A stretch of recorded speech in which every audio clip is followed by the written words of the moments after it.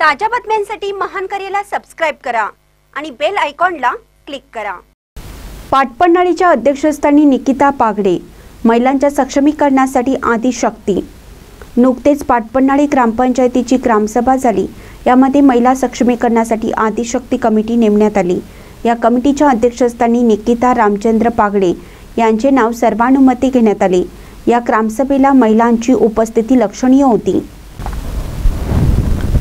महिलांच्या सक्षमीकरणासाठी आदिशक्ती अभियान राबवत असताना या कमिटीमध्ये पुरुष प्रतिनिधी श्री सुधाकर पांडुरंग चव्हाण, दाऊद अली साल्ले, आशा स्वयंसेविका सुविधा शैलेश पागडे, सानवी राकेश पडवळकर, मनीषा मंगेश जाधव, महिला शिक्षिका मंगल प्रकाश आणगुडे, ग्रामपंचायत अधिकारी सुलभा लुकाजी बडत, पोलीस पाटील रसिका ओंकार खैर, अंगणवाडी सेविका श्रद्धा संजोग वराडकर, श्रावणी संजय वेंद्रे, अनुश्री संदेश तेलगडे, श्रिया संजय वानरकर, साक्षी संदीप राजपूत आदींची कमिटी बनवण्यात आली।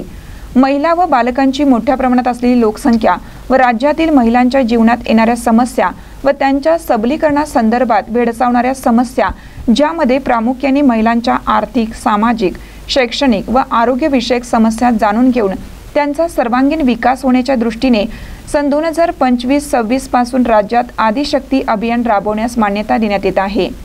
कुपोषण, बालमृत्यू, माता मृत्यूंचे प्रमाण कमी करण्याकरिता सक्षम समाज निर्माण करणं, लिंग भेदात्मक विचारसरणीला आवाहन देऊन किशोरवयीन मुलींमध्ये शिक्षणाचे प्रमाण वाढवणे व बालविवाह मुक्त समाज निर्माण करणे, लैंगिक शारीरिक अत्याचाराला प्रतिबंध करून हिंसाचार मुक्त कुटुंब व समाज निर्माण करणे व अनिष्ट रूढींचे निर्मूलन करणे, महिला नेतृत्वाला सक्षम करून पंचायत राज पद्धतीमध्ये त्यांचा सहभाग वाढवणे, महिला किशोरी यांना शिक्षण, रोजगार, निर्णय व हक्क यामध्ये समान संधी निर्माण करून शासकीय योजनांचा लाभ व स्वयंरोजगारांच्या संधीच्या माध्यमातून आर्थिक उन्नत स्त्री संकल्पना राबवणे हा उद्देश आहे।